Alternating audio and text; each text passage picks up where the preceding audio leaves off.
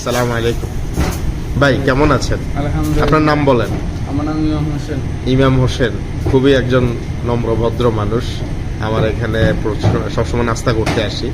আজকে দেশে আপনার কি চলতেছে জানেন না? আপনি বাংলাদেশ হিসেবে খবর নেবেন না? হ্যাঁ, বাংলাদেশ হিসেবে খবর নিয়ে লাভ নাই ভাই, সময় নেই না? সময় নাই, এবং কি বাংলাদেশ পরিস্থিতি ভালো না, খবর নিয়েও কি লাভ হইবে আমার? না, আজকে তো ফিলিস্তিনের ব্যাপারে গণজোয়ার হবে ঢাকায়, অনেক, এটা তো জানেন। 57 দেশের মুসলিম কান্ট্রি যদি এক হয় তাহলে মুসলমানদের এত নির্যাতিত, এত মানে এত সমস্যা হয় না। 57 দেশের মুসলমান ভয়ে আছে সাধারণ এক ইহুদিদের উপরে নির্ভরশীল করে ইসরায়েল। আর সারা দেশের মুসলমানের সেনা প্রধান যদি একসাথে নামে যুদ্ধের ঘোষণা দেয়, মুসলিম কান্ট্রি, তারপরে 200 কোটি মুসলমান, ইহুদি কত লাখ? হ্যাঁ হ্যাঁ, আমরা জানেন কত লাখ? না আমার জানা নাই, তবে সংখ্যা খুবই কম। 87, আচ্ছা আচ্ছা। 200 কোটি মুসলমান। হ্যাঁ হ্যাঁ হ্যাঁ, এটা নবীজির ভবিষ্যৎবাণী।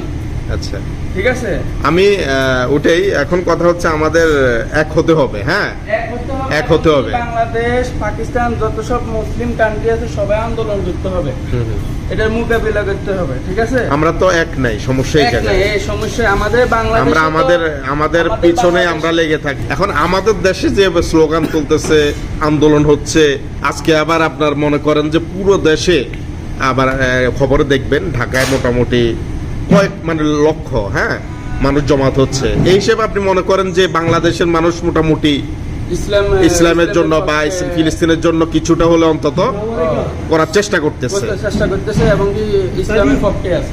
ধন্যবাদ আপনাকে, কাস্টমার চলে আসছে। হ্যাঁ, আপনার নাম কি আবার বলেন? আমার নাম ইমাম হোসেন আবিদ। ভালো আছেন তো? না, যাক আলহামদুলিল্লাহ। ভাইয়ের জন্য সবাই দোয়া করবেন, ইনশাআল্লাহ সবাই ফিলিস্তিনের পক্ষে থাকবে। ইনশাআল্লাহ, অবশ্যই অবশ্যই। ধন্যবাদ আপনার।